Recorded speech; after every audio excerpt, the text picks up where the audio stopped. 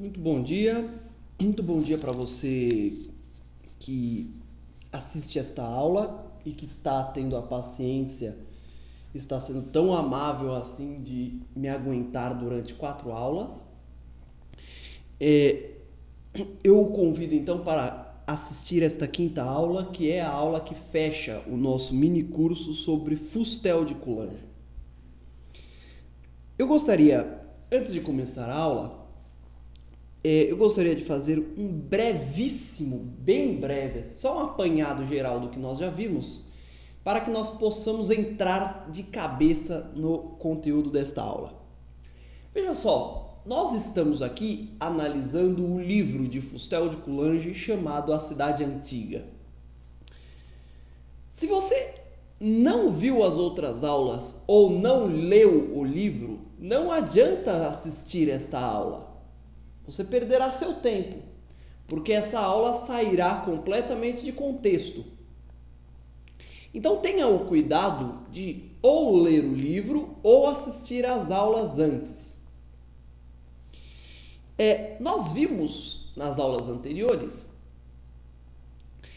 como a cidade-estado grega e romana, como as suas instituições, como a sua mentalidade surgiu a partir do antigo conceito de família, que por sua vez surgiu a partir das antigas crenças dos romanos e dos gregos, que compartilhavam crenças semelhantes.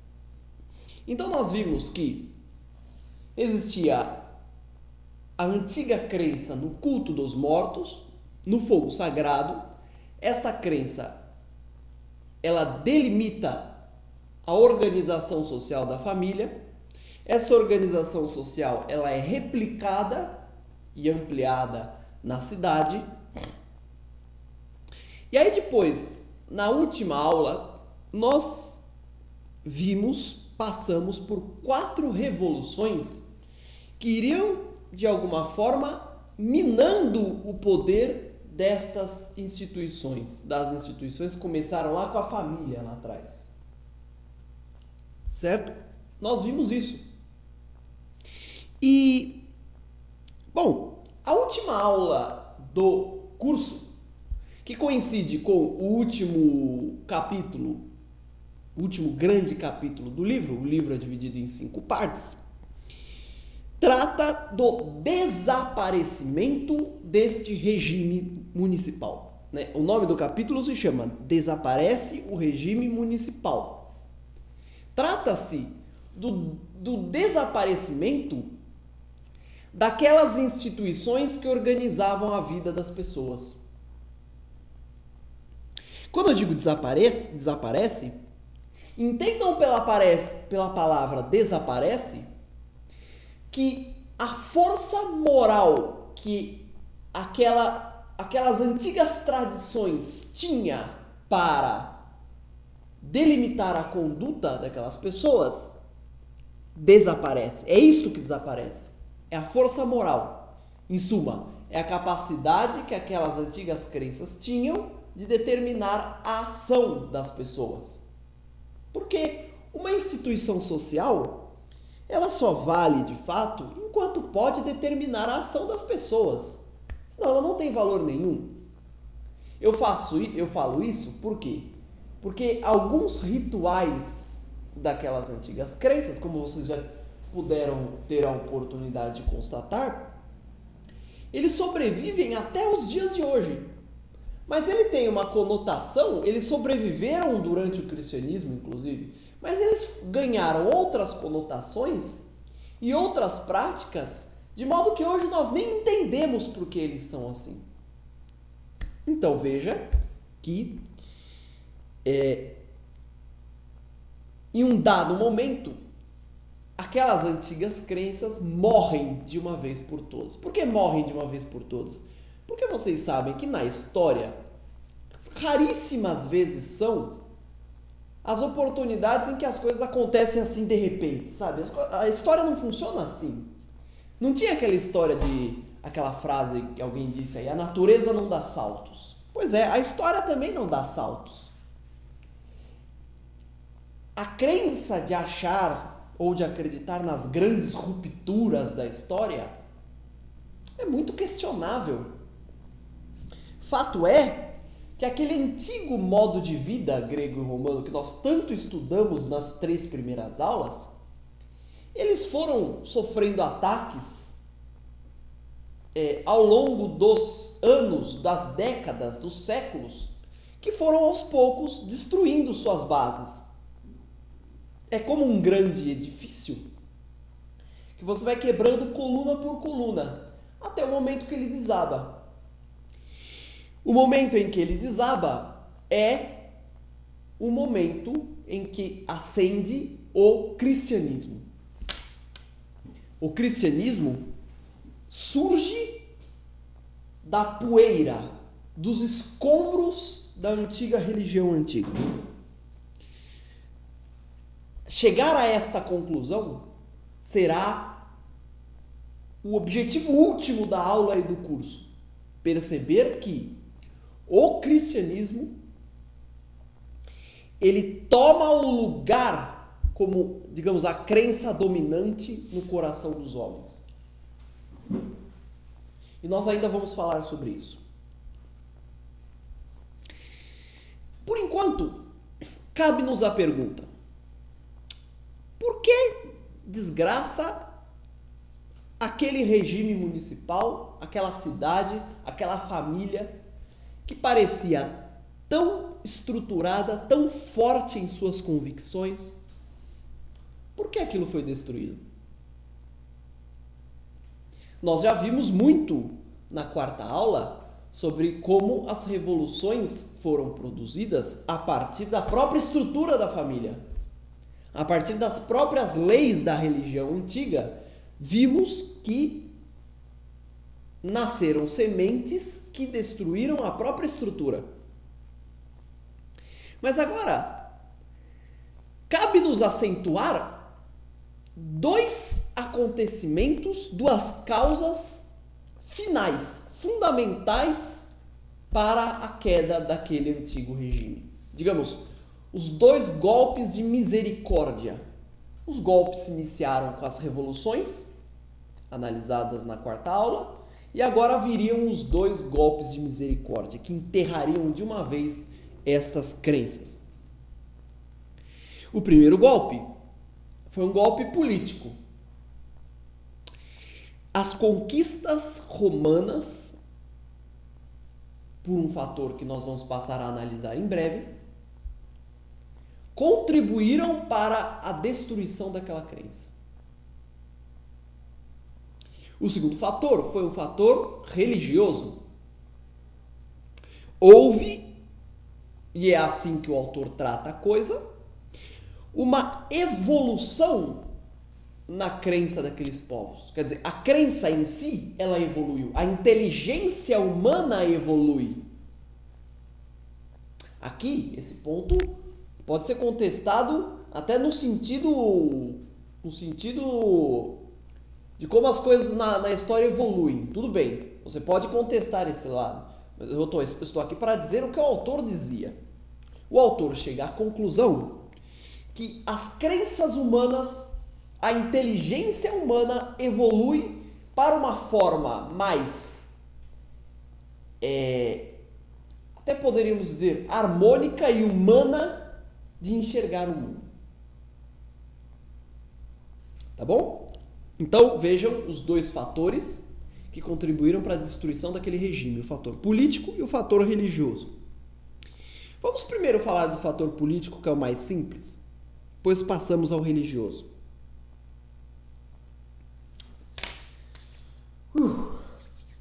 Vamos lá. Conquistas romanas. Eu acabei de afirmar que uma das causas da destruição final daquele antigo regime foi a conquista romana. Quer dizer, a ação que a cidade de Roma empreendeu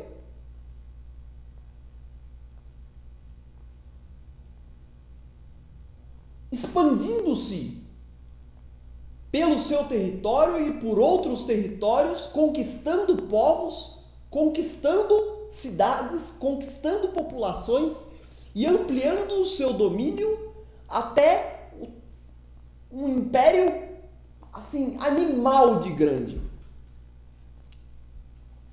As conquistas romanas foram uma das causas da destruição daquele antigo regime. Por quê? Por uma razão muito simples, queridos. Vejam só. Nós vimos que os deuses que nasceram na família, aqueles deuses antigos que nós já muito comentamos, eles eram exclusivos da família. Depois, essa concepção foi ampliada para cidades, de modo que cada cidade tinha o seu culto específico e se organizava em torno daquele culto.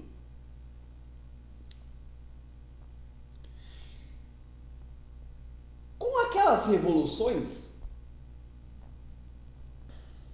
a cidade de Roma passa a não só se contentar com o seu território, e passa a se sentir mais livre para ampliar suas fronteiras.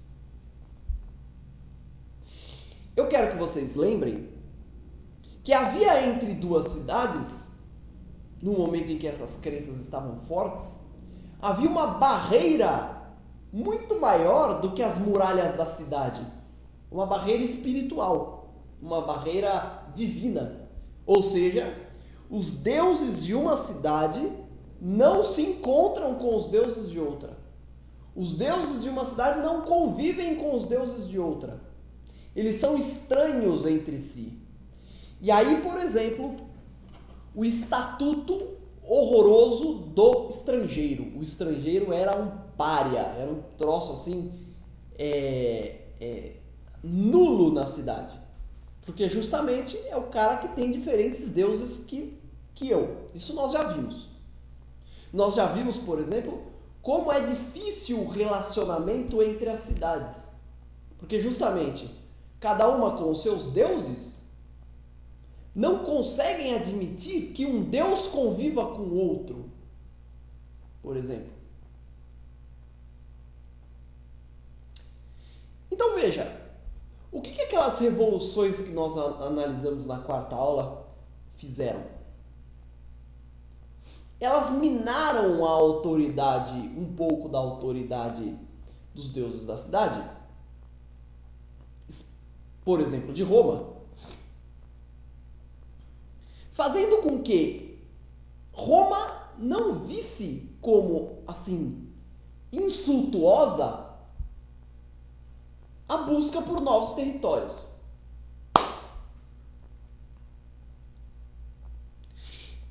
Agora pensem comigo. Você tem a cidade de Roma aqui, você tem uma cidade aqui. Roma vai lá e conquista essa cidade. Pensem com o olhar daqueles romanos religiosos.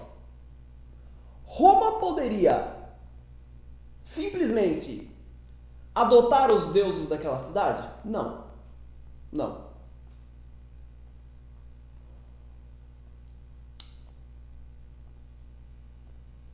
Roma poderia, por exemplo, fazer com que aqueles habitantes da cidade dominada passassem a conviver no seu culto, na sua cidade, assim como se... vai entrando aí, como se isso não representasse um insulto aos seus deuses? Não, não poderia. Como poderia se relacionar uma cidade que conquistava a outra e a relação que não poderia existir entre seus deuses? Pensem comigo. A pergunta é, qual é o tipo de relação que poderia se construir entre uma cidade que domina a outra, posta todas aquelas questões da religião que nós já vimos? Ora, fica claro que quando Roma conquistava uma cidade, A única coisa que cabia a ela era ou aliar-se a esta cidade ou submeter essa cidade. Mas com um porém, a aliança não poderia ser feita em prejuízo dos deuses romanos, que só aceitavam a sua soberania. Então, quando Roma conquistava uma cidade, ela exigia dos líderes dessa cidade duas coisas. Ela dava duas alternativas para esses líderes. Ou mesmo ela se impunha essas alternativas. Quando Roma conquista uma cidade, ou ela estabelece uma aliança com essa cidade, desde que esta cidade tope em abrir mão dos seus deuses nacionais e pagar um tributo a Roma. E aí esta cidade será governada por um habitante local, mas sob as ordens de Roma. Ou Roma submete essa cidade, quer dizer, vai lá, põe o exército ali e submete à força a cidade. E do mesmo modo, os deuses não conseguem se manifestar.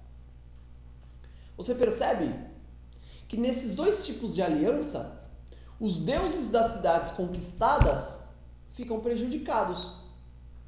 No caso da aliança, os habitantes, para sobreviverem, têm que abandonar ou, de certa forma, limitar a ação do seu deus.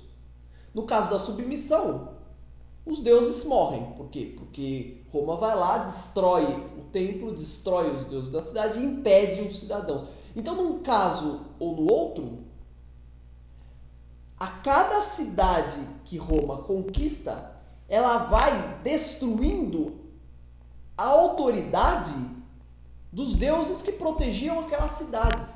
E quando ela destrói essa autoridade, ela destrói junto todas as instituições que giravam em torno da autoridade. O direito, por exemplo.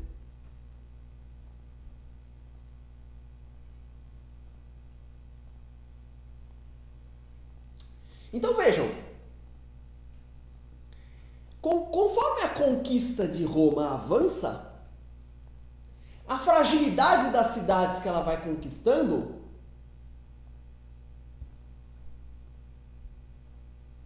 vai enfraquecendo os deuses daquelas cidades.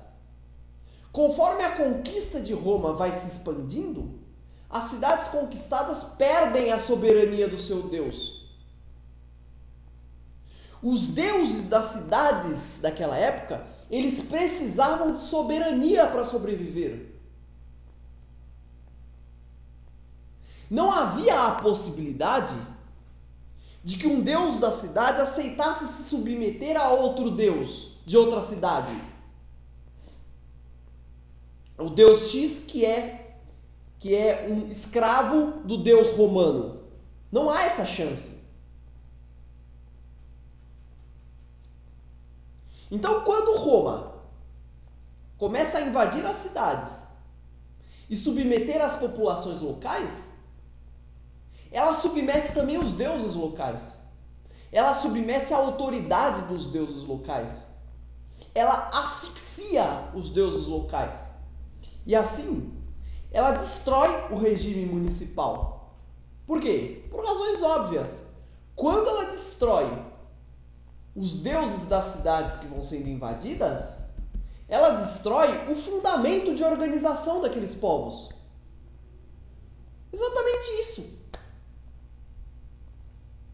Ela destrói aquilo em torno do que foram construídas as instituições. Se aquilo em torno do que não existe mais, o entorno se espalha.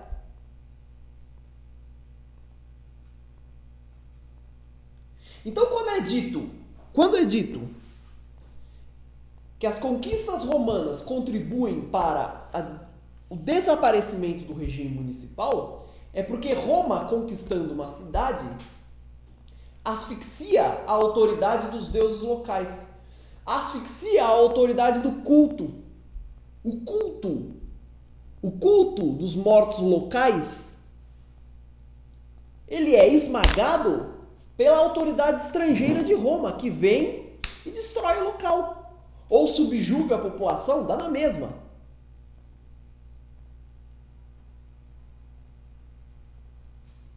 Então é só por isso que as conquistas romanas contribuem para o desaparecimento, porque ela destrói o fundamento de organização social das cidades que vão sendo conquistadas, que era o deus local. O deus local era o astro em torno do que girava a sociedade.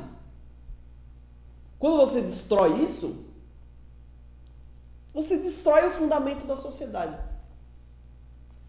Não é que a sociedade deixa de existir, ela perde o seu fundamento. Ela passa a procurar outro fundamento. Então, a moral dessa história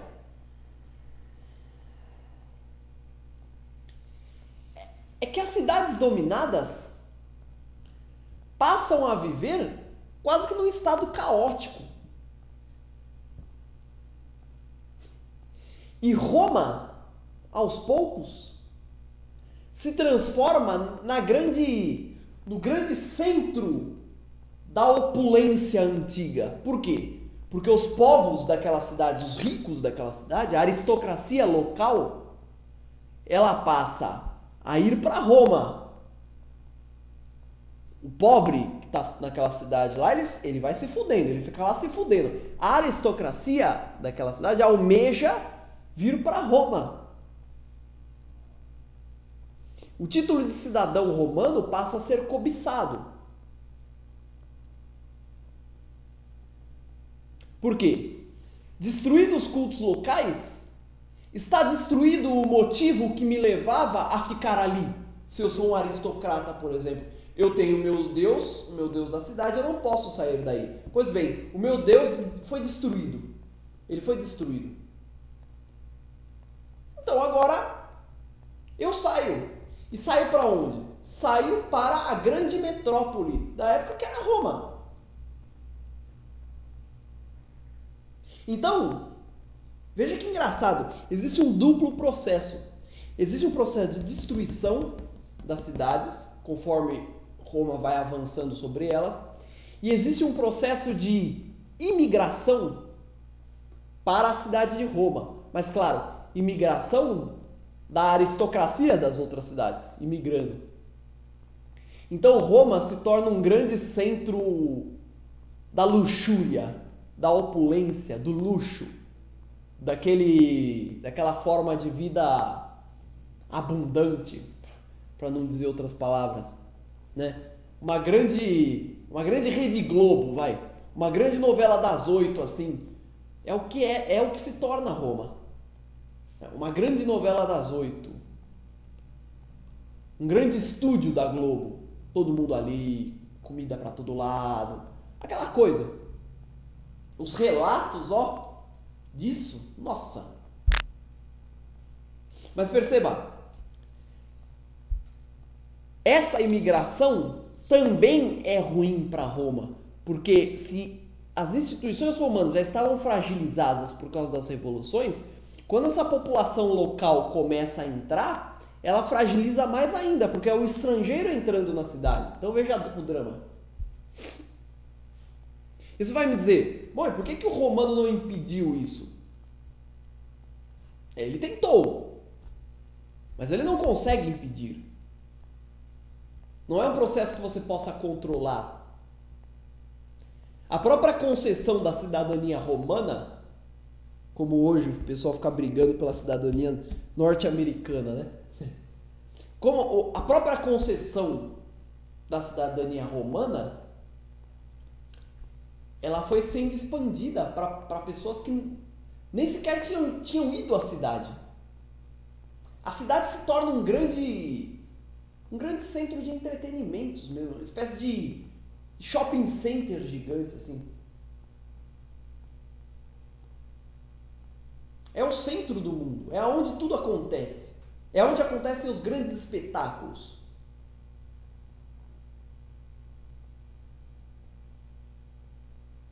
Mas ao mesmo tempo, enquanto ela vai recebendo toda essa imigração, toda essa circulação de estrangeiros, as suas instituições locais também vão sendo destruídas.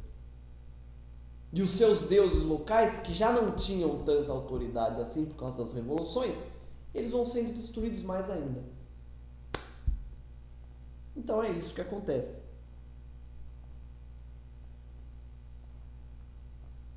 É isso que acontece.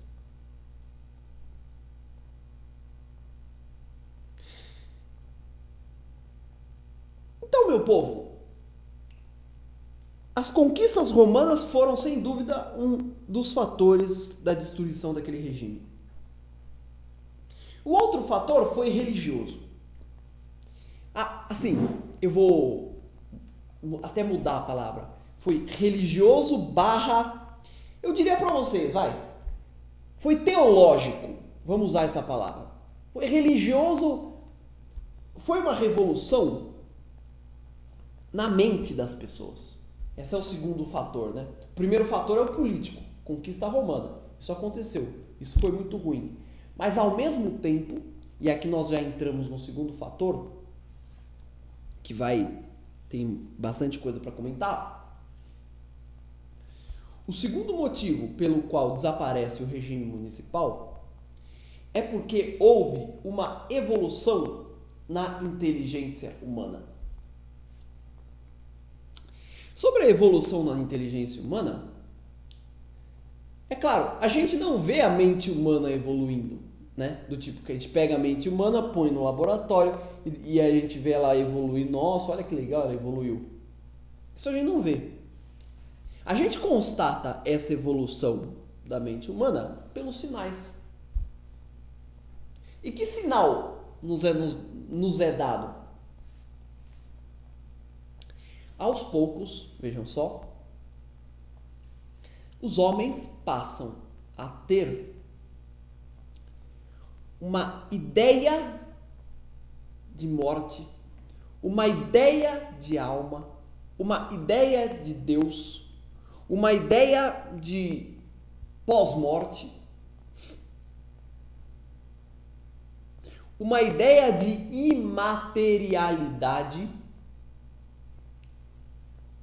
muito mais sofisticada. Esse é o sinal. Eu poderia, já para não ficar uma coisa muito vazia, do século VI, V, avançando, num processo que começa no século V, é possível dizer que a cabeça das pessoas começa a mudar. A cabeça das pessoas, a mente das pessoas começa a mudar. As pessoas começam a ter ideias mais sofisticadas sobre esses assuntos que eu coloquei. Sobre a morte. O que acontece depois da morte? Aquela antiga ideia, antiga concepção de que no túmulo está o meu antepassado vivendo uma segunda vida. Aquela antiga concepção de que no meio da minha sala tem um fogo que representa o Deus, que é um Deus e que me julga e que me concede favores, etc. Aquela ideia de que quando eu morresse eu ia ficar vivendo uma segunda vida depois da morte, então é por isso que tem que enterrar meus pertences pessoais, etc. Essa ideia passa a ser ridícula aos seus olhos, aos olhos daquelas pessoas. Essa ideia passa a ser, sim, motivo de risada, né? Você sabe que o riso, ele é uma das marcas de uma ideia que não convence mais ninguém. Quer dizer, você afirmar no século IV, digamos, antes de Cristo, em Atenas, em Roma, afirmar que o teu antepassado estava vivendo ali no túmulo, já não era mais unanimidade. Passava a ser uma coisa extremamente duvidável e estranha. Isto é um sinal claro de que a mente das pessoas começa a evoluir. A inteligência a inteligência humana começa a atingir um novo patamar. Um patamar onde a ideia de alma, a ideia de morte passa a ser mais sofisticada, passa a ser mais abstrata, mais imaterial. E uma ideia de Deus, uma ideia de Deus mais única, um Deus único e cosmopolita. O percurso da crença desses povos é um percurso em direção a um Deus único. Curioso. Curioso. Aos poucos, as pessoas passam a se perguntar, mas peraí, será que o meu Deus não é o mesmo que o seu Deus?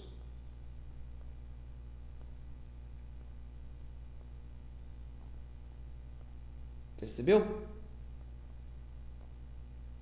E veja, se é o meu e se é o seu, será que não é daquele grupo de homens ali também? Não? Será que não é um Deus único para todos os homens?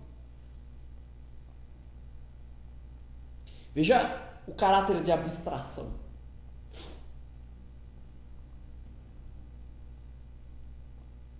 Um Deus único. Para nós parece algo normal. Para eles era uma coisa assim, ainda era uma grande dificuldade.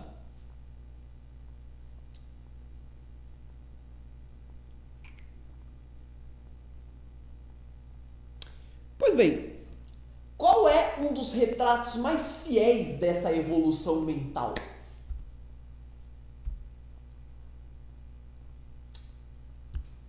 É a filosofia. É o surgimento da filosofia. E aqui, filosofia, eu estou botando no mesmo balaio a turma dos sofistas também, viu? Sempre há esta polêmica. O surgimento da filosofia, ela é uma causa de um engrandecimento da inteligência humana, mas ela é também um símbolo, um sinal, né? Um sinal de que talvez os homens passassem a procurar alguma coisa mais imaterial, abstrata e cosmopolita. Agora, não confundam. As pessoas analisam, por exemplo, elas olham, por exemplo, para Atenas, elas enxergam Aristóteles, Platão e Sócrates, e elas acham que todo grego era assim, que todo ateniense era Aristóteles, Platão. Não confundam. Não confundam. O esforço que faz a filosofia é um esforço que ainda entra muito em choque com esta antiga tradição. O esforço que faz a filosofia ainda é um esforço que está em luta contra estas antigas crenças. Dada aí a intolerância dos habitantes das cidades aos filósofos. Eu vou te dar um exemplo. Anaxágoras, por exemplo, fulano chamado Anaxágoras, que foi um dos primeiros filósofos, ele cogitou a hipótese de um Deus único. Fantástico, né? Porque é uma coisa, uma espécie de Deus inteligência, alguma coisa que ele pensou. Era um protótipo, era uma especulação mesmo. Depois ele foi dizer que a Lua não era porcaria nenhuma de Deus, porque falavam que era um Deus, né? Os astros eram deuses. Anaxágoras falou, não, a Lua para mim é um pedaço da Terra que se soltou. Olha que legal, velho. Puta que pariu, o cara pensar um troço desse naquela época, né? Hoje a gente sabe que não é isso. Mas, pô, perceba perceba a evolução na capacidade de abstrair. Naquela época, as pessoas achavam que os astros eram deuses. Em uma aula futura, eu vou tentar falar sobre a epopeia de Gilgamesh. E vocês vão ver. Os astros são deuses. Deus Sol, a Lua, tudo é Deus. Lembre-se dos deuses da natureza, que a gente já falou aqui, comentou aqui. De repente vira Anaxágoras e fala: a Lua é um pedaço da Terra que se soltou. Porra, tá errado? Tá. Mas, porra, talvez a perspicácia desse cara. Não deu outra, foi exilado. Então você veja que a tolerância do pessoal lá, quer dizer, você vai falar assim, a filosofia é um símbolo de que as pessoas estão mudando a cabeça? Sim e não, né? A filosofia, na verdade, ela é a ponta do iceberg, ela é a ponta de um processo que está começando. Mas ela não está assim, os cidadãos gregos, romanos, eles não são filósofos, são pessoas comuns. Não vamos achar que você ia andar na rua e ia ver as pessoas falando sobre ética. Isso não acontecia. Quem falava sobre ética era Aristóteles, pessoal. Era um círculo pequeno. Mas esse círculo pequeno começou a divulgar suas ideias. E a ideia ela vai sendo construída. Porque na história é assim. As coisas não acontecem de uma vez. A ideia é colocada e ela vai sendo construída. Depois de Anaxágoras, por exemplo, surgem os sofistas. E os sofistas tinham uma mania chata que político brasileiro odeia, que é discutir as coisas. Discutir. Então, os sofistas tiravam sarro não só das tradições, como das instituições. Inclusive da lei, por exemplo. Eu compararia os sofistas a espécies de, assim, advogados lá daquele pessoal. Eram pessoas para quem as instituições... Eles eram professores, né? E eles eram, assim, defensores. Eles defendiam as pessoas, representavam as pessoas nas assembleias, onde precisava representar. Aonde era útil a oratória, a técnica da persuasão.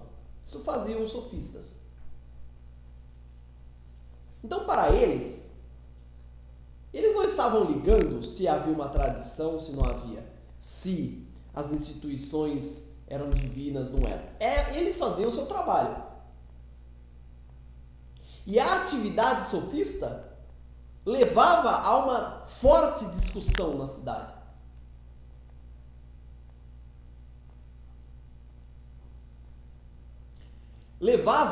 Veja, qual foi o grande mérito dos sofistas? Eles tiraram a religião e a política do campo do intocável, do campo do divino, do campo do inquestionável e indiscutível. Foi isso que eles fizeram. E eu já dei uma aula que está acessível para vocês. Aristófanes. Ali está um debate interessante sobre isso. Sobre como os sofistas mexem com a questão da tradição. E como isso se choca com a cabeça das pessoas comuns. Tal como Anaxágoras, tinha um sofista famoso chamado Protágoras. Sabe qual foi o destino dele? Ele foi condenado e os seus escritos foram queimados no meio da praça. Vai vendo. Mas a ideia fica. Ele é condenado, mas a ideia fica. Ele cumpre um papel histórico. Depois teve Sócrates, né? qual foi o papel que Sócrates cumpriu nesse crescimento da inteligência humana? Sócrates simplesmente tirou a moral, a verdade e a justiça do campo da religião. Só isso. O que era a verdade antes? As prescrições dos deuses. O que era a justiça? Eram as leis de Deus, dos deuses, né? O cumprimento daquelas leis. E a autoridade do sacerdote, de quem era escolhido para cumprir as leis. E o que era a moral? A moral eram as leis da religião.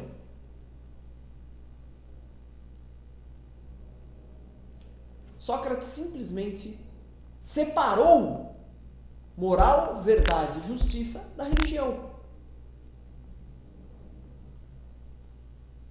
Percebam, quando Sócrates andava na cidade conversando, ele perguntava para o cidadão: o que é justiça aí? Você sabe ou não?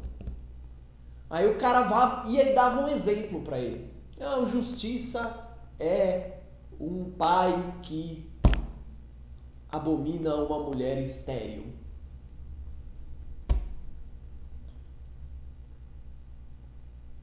E aí ele falava o quê? Não, meu amigo, você não entendeu a pergunta. Pera aí, eu vou refazê-la. Eu não quero que você me diga um exemplo de justiça. Eu quero que você me diga o que é a justiça em si. Quando ele afirma isso, o que ele está afirmando?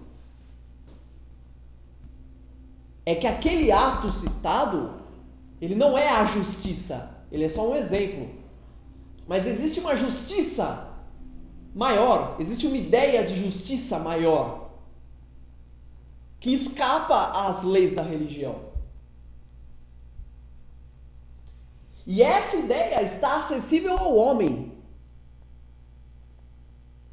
Ela não provém, assim, de algum Deus que a criou.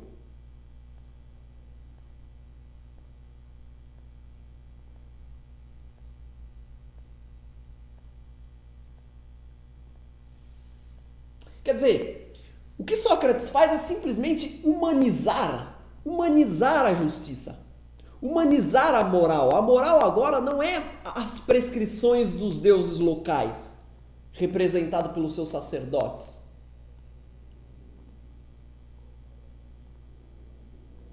A moral agora é o que Sócrates, a busca pelo bem. Mas Sócrates é bem claro em afirmar, e Platão vai ser mais ainda incisivo nesse sentido, em afirmar que nem sempre as autoridades fazem o bem. Você imaginou? Nem sempre o rei faz o bem. Não. Ele está questionando simplesmente o antigo pater famílias. Está sendo questionado agora. É claro, se ele pode questionar, isso já significa que a autoridade do pai já estava fragilizada. Mas ele ousou questionar, você entendeu? Ele está questionando o sacerdote da cidade. Então é óbvio que ele foi condenado por causa disso. E sobre qual acusação? De impiedade. De duvidar dos deuses locais.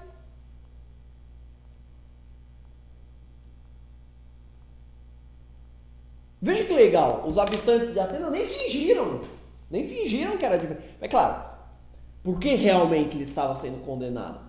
Porque ele questionou o poder de quem tinha o poder. Pronto, acabou. Pronto, ponto final. Quem tinha o poder tinha, baseava o seu poder na religião, Sócrates mexeu com isso, ele foi lá e crau em Sócrates. É porque Sócrates tocou na ferida. E por isso Sócrates foi condenado.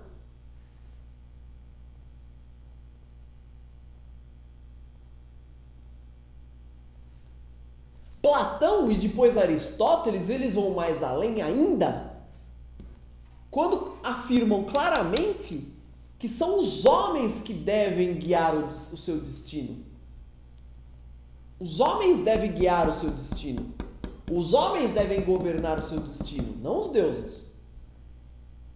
Lembre-se que Platão, Sócrates, por exemplo, questionavam a questão do sorteio. O sorteio é um absurdo. Consta que Sócrates falava: pô, peraí, se você tá doente, você vai no médico, você vai escolher seu médico por sorteio? Não. Se você quer construir uma casa, você vai contratar um arquiteto por sorteio? Não. Então você vai escolher o seu governante por sorteio? Quer dizer, colocando essa decisão ao acaso na mão dos deuses? Você não vai buscar o melhor cidadão? Pois é. Se vocês já tiveram a oportunidade de ler a Política de Aristóteles, está lá.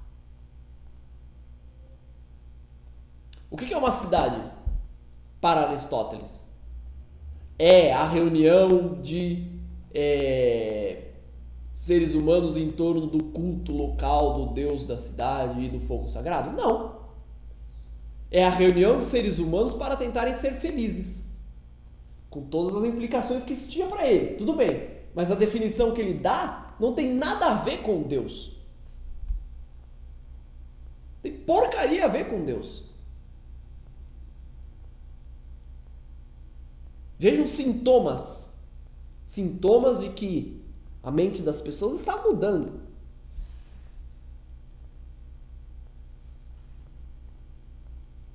Ah, bom, depois você tem os cínicos, né? Que vão simplesmente negar a pátria. Eu sou um cidadão do mundo. Poxa, aliás, o que tinha desses caras que negavam a própria cidadania, os caras comemoravam não ser cidadãos, não fazer parte do culto. E assim, a parte mais áurea desse processo filosófico, são os estoicos, né? São os estoicos que afirmam claramente a existência de um Deus universal. O universo. O próprio universo é o cosmos, né? O próprio universo é o Deus. Então aí quase que não tem espaço para os deuses locais, né? Aonde que ficam os deuses locais, por exemplo, em Marco Aurélio, em Sêneca, em Cícero?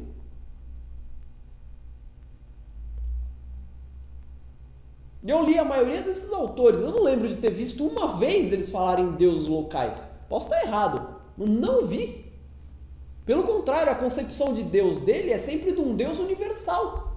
É o universo. Não é o Deus cristão também não, mas já é um Deus universal. Então veja como esse processo vai acontecendo na filosofia.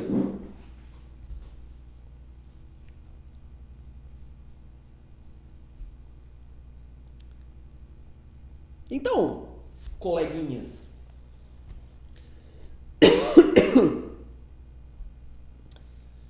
a filosofia, ela é assim o cume de um processo de ampliação da capacidade de abstrair do ser humano.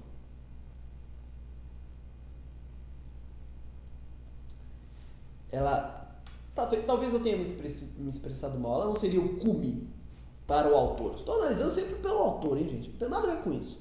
Para o autor. Ela não é o cume, né? Mas ela é um ponto altíssimo. Ela é assim...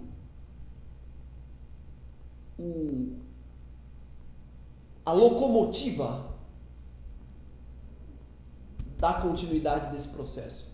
Pelos exemplos que a gente já viu. Perfeito? E por fim, para terminar a aula e o curso, que eu espero que vocês tenham gostado, porque eu gostei de dar esse curso,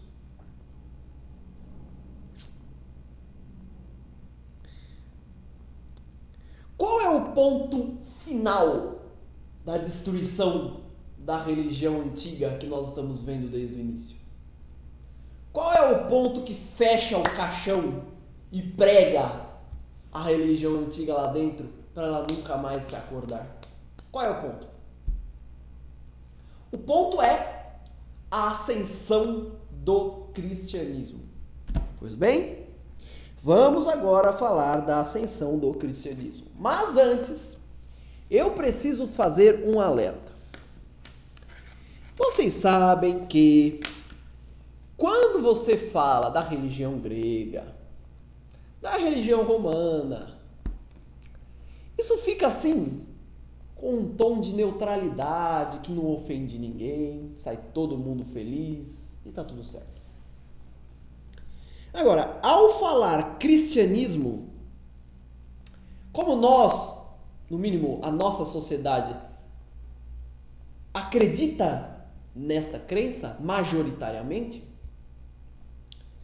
cria-se sempre um recuo regulamentar e imediatamente vem à cabeça das pessoas uma série de conceitos e de significados e as pessoas rapidamente tentam encaixar o cara que está falando, no caso eu, em algumas categorias do tipo ateu, não ateu, cristão, essas bobagens todas. Então aqui, antes de falar sobre isso, eu faço a questão de dizer que eu não estou aqui para analisar se Deus existe, se Deus não existe, se Jesus existiu, não existiu, figura histórica, não histórica. Isso não interessa para nós aqui. Não importa aqui. O que nos importa é analisar o autor. E o autor crê que o cristianismo foi uma verdadeira revolução na história do pensamento. O autor crê nisso. E eu não creio em nada. Eu não tenho opinião nenhuma. Eu estou aqui comentando as ideias. Não nem que sim, nem que não. Fique você com a sua opinião. Tire você as suas conclusões. Ótimo. Então veja o seguinte.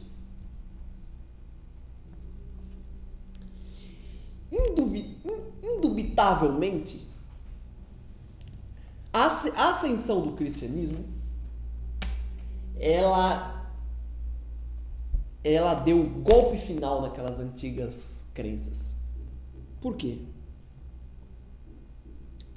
Porque em determinado momento começa a ser afirmado numa parte do mundo, e isto chega até Roma, a existência de um Deus universal, com características muito diferentes, completamente diferentes dos deuses locais.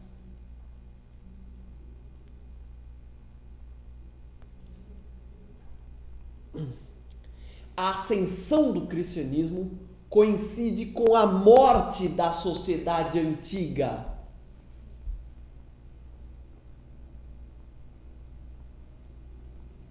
O marco da sociedade, a morte da sociedade antiga não é necessariamente com a queda do Império Romano, como nos ensinam na escola. É com a ascensão forte do cristianismo. Quando o cristianismo começa a entrar na massa, na cabeça das pessoas.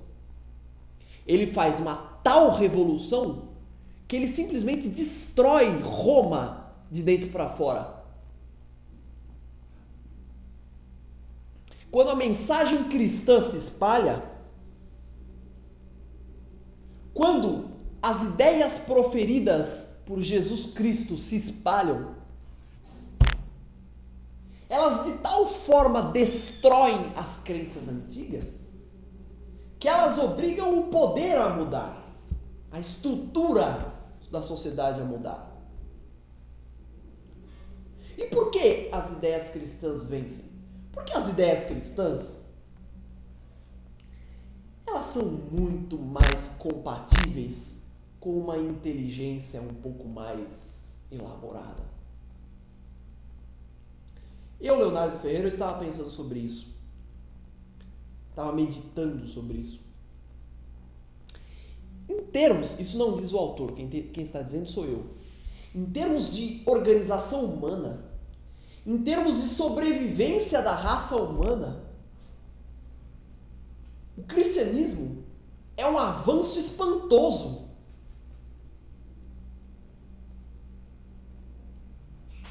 Em termos de, digamos, de qualidade de vida, de crescimento, de harmonia social. Se você parar para pensar e imaginar que uma raça tende a tanto mais uma raça tem chances de sobrevivência, quanto mais os seus membros conseguem conviver harmonicamente entre si. Se você parar para pensar sobre esse ponto de vista, é inegável que o cristianismo foi um avanço. Existe um erro muito grande em interpretar o cristianismo, e a Bíblia, sobretudo, se você não levar em conta aonde ela estava inserida.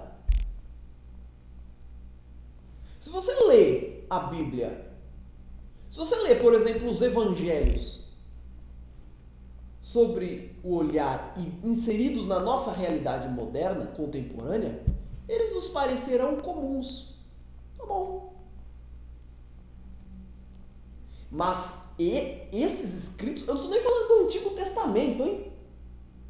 O Antigo Testamento aqui é um texto bem mais associado, bem mais relacionado a estas crenças antigas.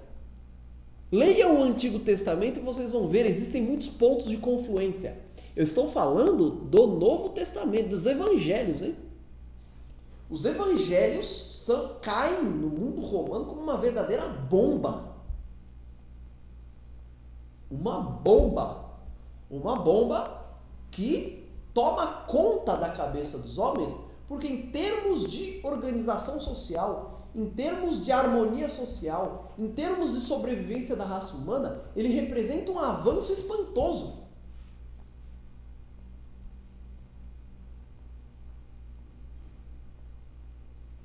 Vamos a algumas constatações interessantes de serem feitas. Em primeiro lugar,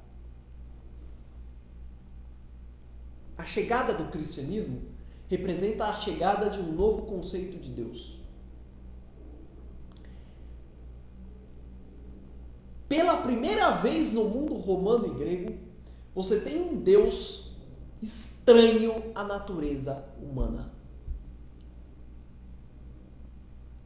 Você tem um Deus muito diferente da natureza humana. Estranho até ao mundo.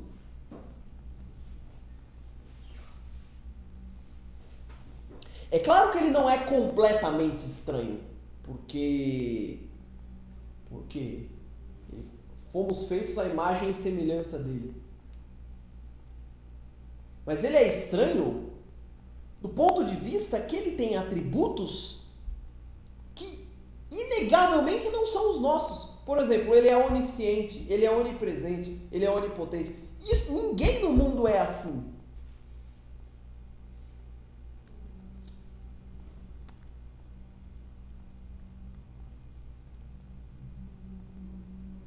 Ao contrário dos deuses gregos e romanos, por exemplo, que eram deuses que tinham características muito parecidas com os homens. Eles se vingavam, eles eram intolerantes às vezes, eles eram egoístas, eles exigiam sacrifícios, eles exigiam bajulação extrema, eles às vezes eram bons, às vezes eram maus. Eles são muito mais próximos do homem do que o Deus cristão. O Deus cristão também tem alguma coisa, principalmente no Antigo Testamento. Você vê lá que Deus teve ciúmes, que Deus exige sacrifícios. Também. Vocês precisam entender isso. Existe o Velho Testamento e o Novo Testamento. São livros muito diferentes. Tá? Do ponto de vista histórico e filosófico. Muito diferentes. Então veja. Agora você tem um Deus. Olha o tamanho da revolução. Aristóteles vai afirmar: o universo é eterno. De repente o cristianismo vem e diz: não, ele não é eterno. Ele foi criado por um Deus. Os estoicos vão afirmar: Deus é o universo. Cristianismo: Deus é um e o universo é outro. Ele criou o universo, mas ele não é o universo. O universo pode ser uma parte dele, mas ele não é o universo. É uma coisa diferente, é um ser diferente. Em suma, o cristianismo traz uma concepção de Deus muito mais abstrata e complexa. Não é mais o Deus do antepassado, o Deus que está do meu lado. Você entendeu? Não é mais o Deus que está embaixo do túmulo vivendo uma segunda vida. Não é mais o Deus que eu preciso enterrar a espada, etc., para viver uma segunda vida, como eram os deuses antigos. Não é mais o Deus, como na época da cidade, o Deus grego, que eu tinha que dar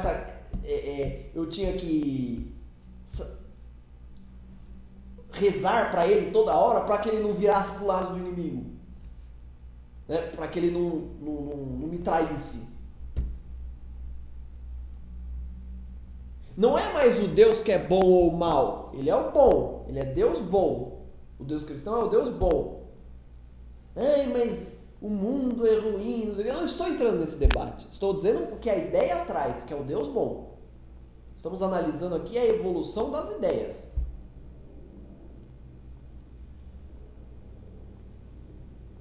Depois, veja que revolução fantástica quando você compara isso com os deuses gregos e romanos.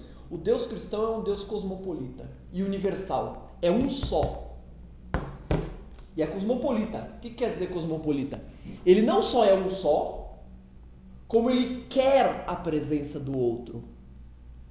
Ele quer a presença do estrangeiro. Lembrem-se,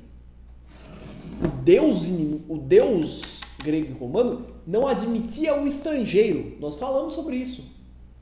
O Deus grego, o Deus cristão, ele não só admite, como ele exorta o cristão a ir buscar o estrangeiro, a instruir o estrangeiro, a acolher o estrangeiro, a ajudar o estrangeiro, a amar o estrangeiro.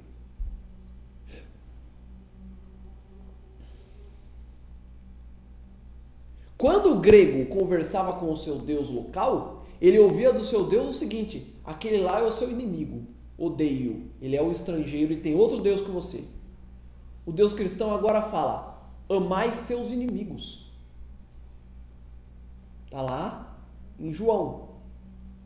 Amai seus inimigos.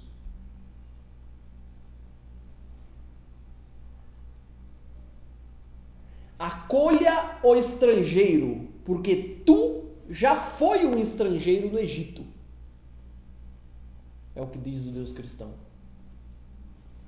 Não é mais odeie o estrangeiro. Acolha o estrangeiro. Respeite o estrangeiro.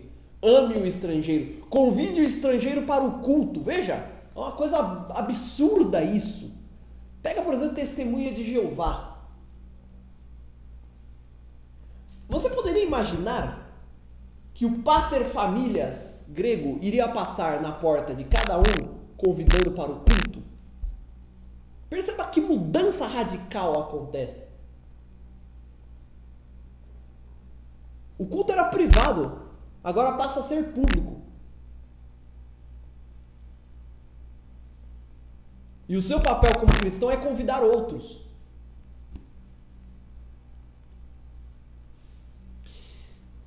Pela primeira vez, passa a figurar com força a ideia de igualdade entre os homens. Porque os homens não são iguais até então, eles são filhos de deuses diferentes. Eles não são iguais e nenhum filósofo, pouquíssimos filósofos, a filosofia grega não consegue entender isto. Ele não consegue admitir que os homens são iguais. Para Aristóteles, os homens são diferentes. Para Platão, os homens são diferentes. Cada um tem que ocupar. Vocês sabem, as pessoas assistiram aí a aula sobre a República. De repente você tem um Deus cristão que fala, todos somos iguais. Por quê? Porque todos somos filhos do mesmo Deus. Por isso, humanismo.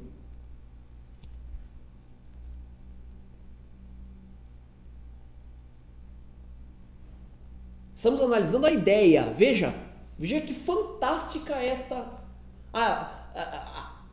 Poxa, mas perceba o impacto que isso deveria ter na cabeça daqueles cidadãos. Mas eu quero que você perceba, eu estou comentando aqui motivos para você perceber que por que o Deus cristão se impôs e destruiu as crenças antigas. Porque você poderia dizer, bom, o Deus cristão poderia ser falado, comentado, e os cidadãos locais continuarem com as antigas crenças. Não, elas não eram mais adequadas a eles. Elas não mais combinavam com o nível intelectual deles, com o estágio da inteligência humana deles. Por isso é que eles a rejeitaram. E eles precisavam de um Deus melhor, de um Deus que admitisse mais liberdade, mais igualdade, de um Deus que os amasse e não só ficasse ali, na correia, na cinta. Então o Deus cristão acaba caindo como uma luva. É por isso que o cristianismo vence. Porque em termos de civilização, de organização de sociedade, de organização social, ele é superior. É uma ideia superior. Eu não estou falando se ele existe ou não. Foda-se se ele existe ou não. A ideia é superior. A conduta que é admitida por alguém que admite o Deus cristão é superior. Não superior a de hoje. Superior aos gregos. Eu vou repetir. Um grego considerava o grego da outra família um inimigo, ou da outra cidade um inimigo. Agora, a convivência entre estrangeiros está admitida.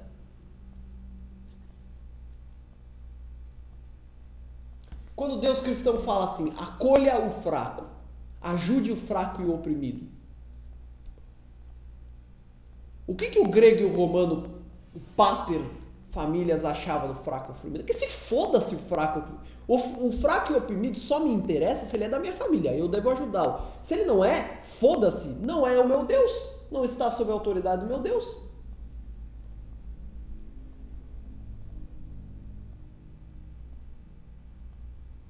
Veja que espantoso essa mudança. O Deus cristão é um amante da liberdade. Interessante, né? Você vai me dizer por quê? Porque é simples. Porque agora a relação que ele estabelece com os homens é uma relação de confiança, fé. O que é a fé? Abre aspas para São Tomás de Aquino. Fé, confiança naquilo que você não pode ver. Esse é o tipo de relação que ele admite com o homem. Confiança. É o seguinte, eu não vou ficar controlando para ver se você vai acreditar. Eu espero que você acredite. Diferente. Eu confio que você vai acreditar que sou eu aí. Em suma, agora é o homem com a sua consciência que vai viver livremente, livre-arbítrio. O homem e a sua consciência. O Deus cristão liberta a consciência do homem. O homem, o grego antigo, ele não tinha que confiar ou não confiar. Ele tinha que fazer o que tinha que fazer, os ritos, as formas. Por quê? Porque senão ele estava fudido. O Deus perseguia ele. Não se fala em fé. Ele está ou não está? Não é uma questão de consciência, de internalidade. É uma questão externa. Agora, para o Deus cristão, essa questão se internaliza. É a minha consciência, é eu comigo mesmo. Eu comigo mesmo. Tenho que confiar em Deus. Não é uma questão de estar num santuário, numa igreja. A igreja sou eu. Comigo mesmo. Eu confio e estabeleço uma relação com Deus. Acabou. Pronto, está feito. Esta é a igreja cristã. É a relação que eu estabeleço com Deus. Pronto, acabou. Não tem nada a ver com praticar rituais, não tem nada a ver sabe? Nada a ver com isso. Esta mensagem é trazida com muita força pelo Novo Testamento. Existe uma passagem que Jesus conversa com os fariseus e os fariseus lhe perguntam assim, eles falam assim: poxa, mas você está aí comunhando com esse pessoal nem lavou a mão, era uma prática, né, religiosa. Esse pessoal não lavou a mão, não praticou os ritos antes de começar aí a comer, não sei o quê. E Jesus responde uma coisa mais ou menos assim, eu não lembro exatamente, mas ele responde uma coisa mais ou menos assim: olha, não importa se eles lavaram a mão, se não lavaram a mão, importa que eles estão praticando, estão amando uns aos outros e confiam na existência de Deus. Acabou, o resto é resto. O resto é resto. O fundamental é viver como um cristão, de acordo com as leis de Deus. Se vai praticar rito, se não vai, se vai cabelo comprido, curto, bermuda, ouvir música, não vai, isso é bobagem. Essa é a mensagem que traz o cristianismo. Veja como essa mensagem é libertadora. Ganha importância a questão da intenção. Intenção do cristianismo. No cristianismo, eu não sou mal por agir mal, como Aristóteles. Eu sou mal por pensar mal. Consciência. Consciência, liberdade. Consciência, liberdade / responsabilidade. Agora, com o cristianismo, eu não ajo bem ou mal por fazer coisas boas ou más. Eu ajo bem ou mal por pensar bem ou mal. É uma coisa interna.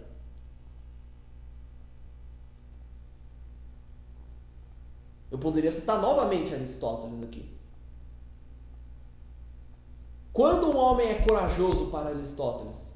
Quando ele age com coragem. Quando ele age como? Quando um homem é corajoso quando ele confia cegamente no seu Deus, mas não confiar praticando atos. Quando ele confia internamente e depois ele pratica o ato. Mas primeiro ele confia internamente. Você vê que o Deus cristão ele fica bravo? Não quando o homem faz alguma coisa ou não faz, mas quando o homem desacredita dele. Quando o homem perde sua fé. Ele faz, às vezes ele até faz. Como, se eu não me engano, Pedro, quando foi atravessar lá o rio, lá o mar, lá que Jesus estava andando sobre as águas. Ele atravessou, mas ele achava que ia afundar. Então Jesus dá uma bronca nele. Ele falou: pô, já perdeu a fé já?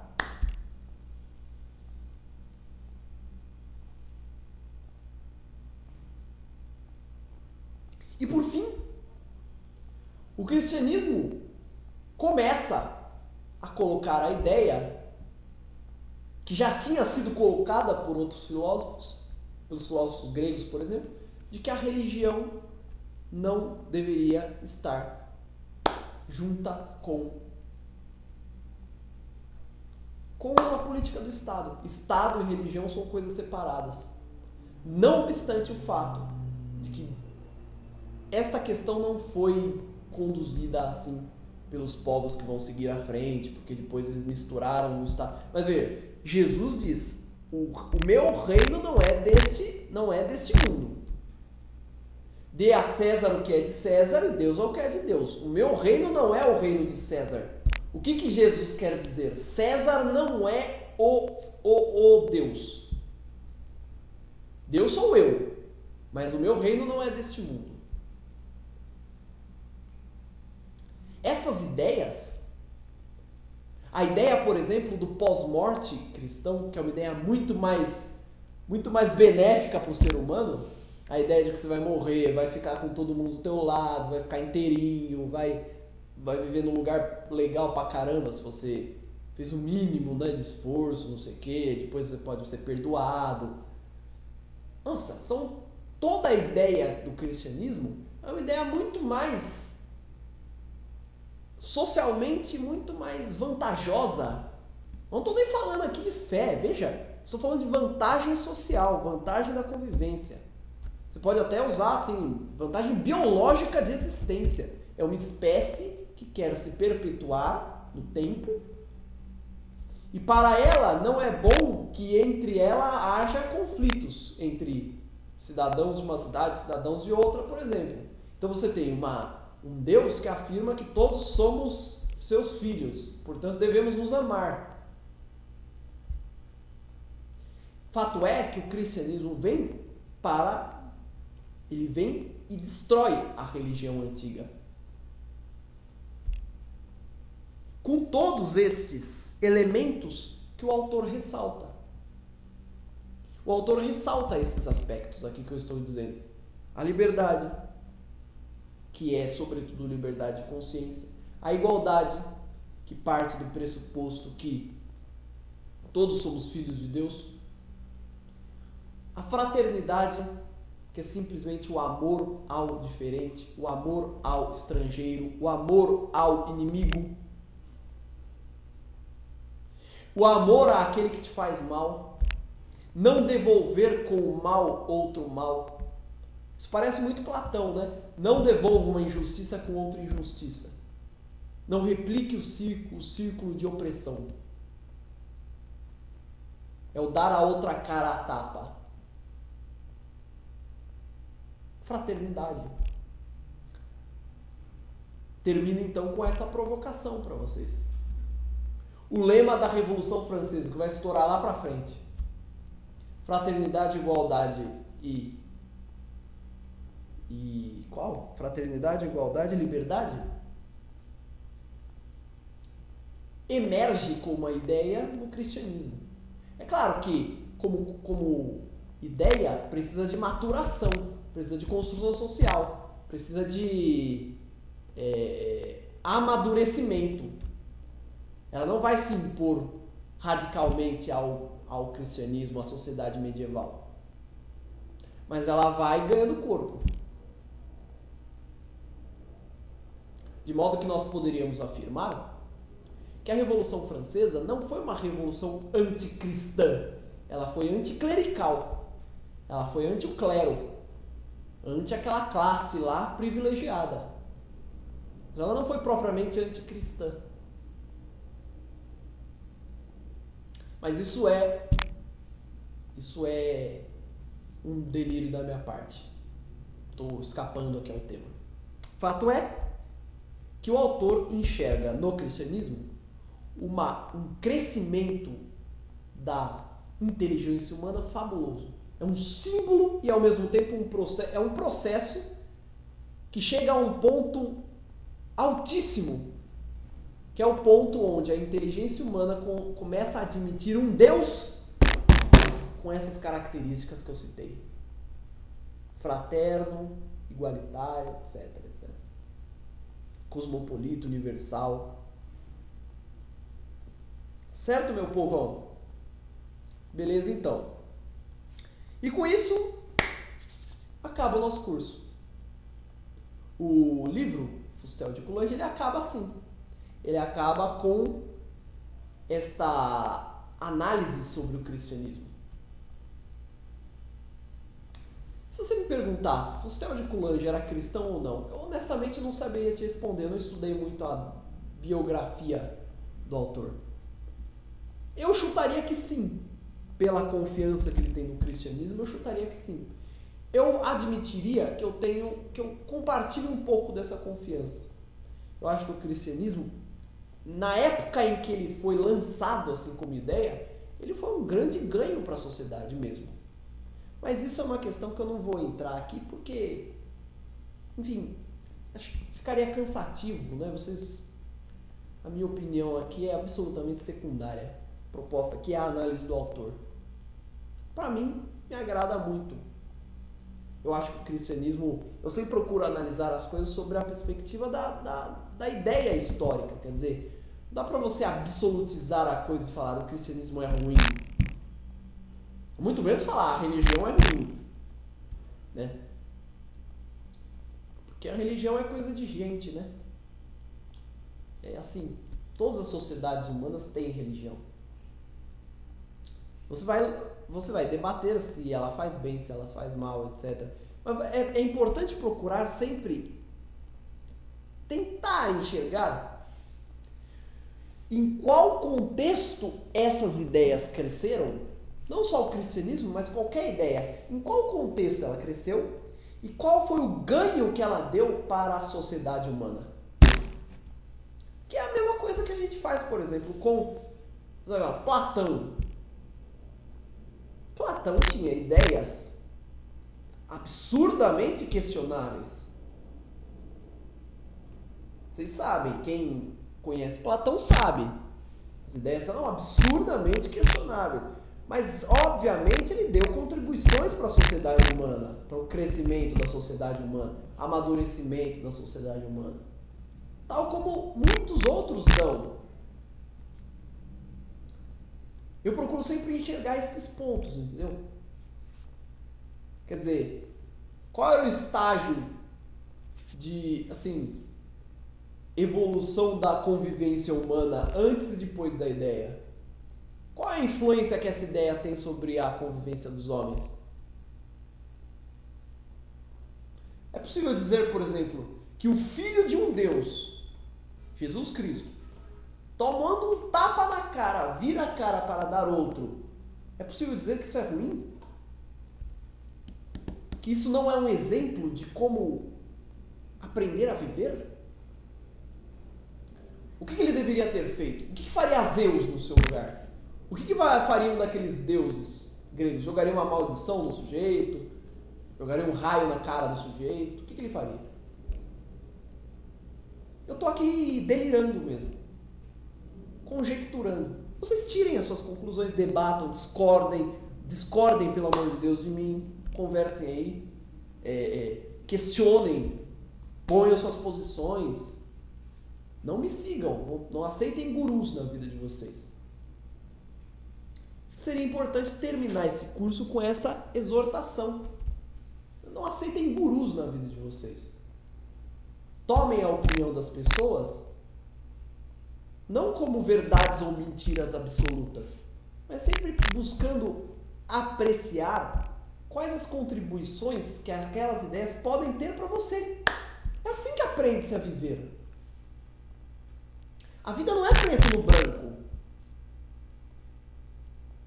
Dos mais idiotas desta terra, e tem muitos idiotas proliferam andam pela terra e, nossa, parece que às vezes saem da terra, brotam da terra.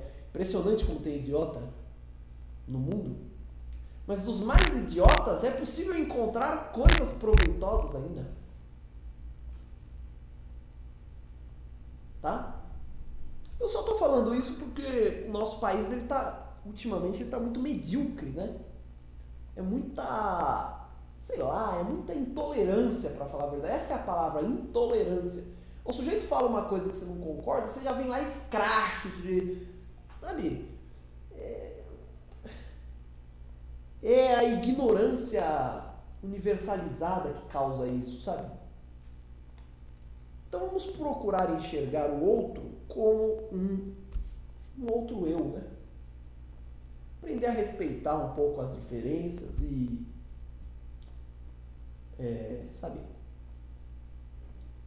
aproveite o que você puder aproveitar do discurso do outro.